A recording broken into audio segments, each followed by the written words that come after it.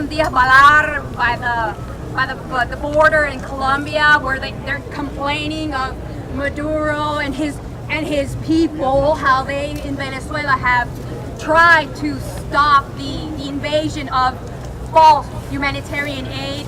And then I'm just thinking, how does that fit in a worldview of border walls? Yeah. I mean, Trump, I'm sorry, Trump, but that looks like a border wall to me. Yeah. If Venezuela doesn't have the right to protect its natural sovereignty, how the heck do you pretend that you're going to get support in America for a wall? The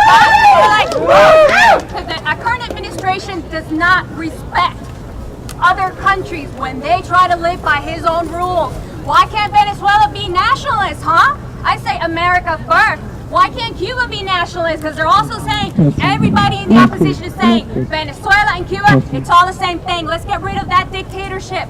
Well, it doesn't work like that, because if you want to protect America, if you want to say America first, then I say the Venezuelans have the full right to say Venezuela first, as well as the Cubans.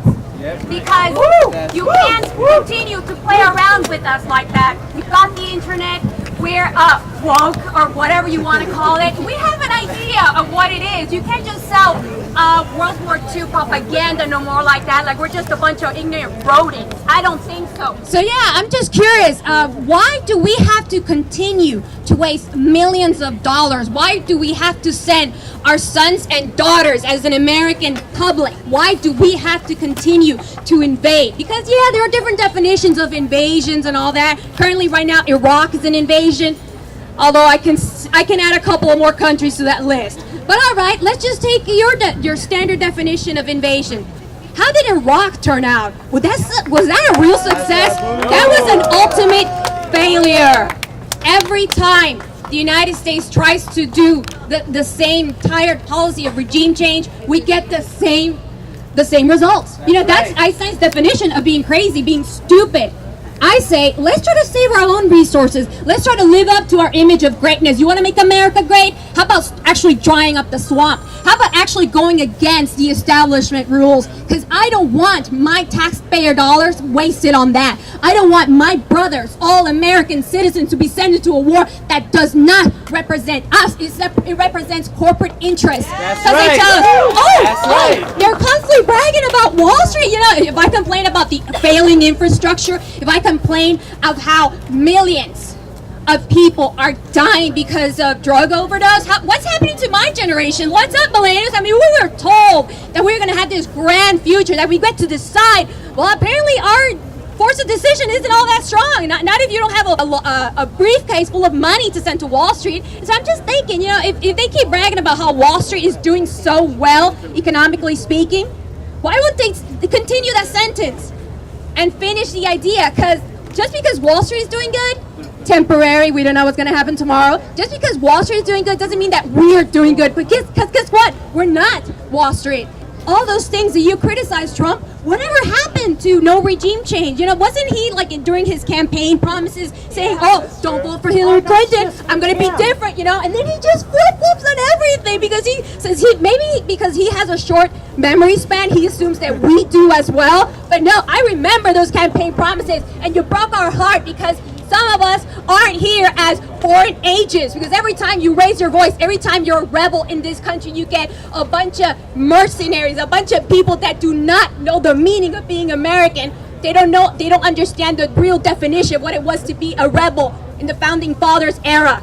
Okay, those people went for, let's not say that, or you're gonna sound like a communist. You know what? I don't care if you think I'm a communist, because I am not a communist. I am here representing exactly. Yes. You know what? That sounds like repression. Everything that he does is currently about repression. Socialism for the rich is what he is. So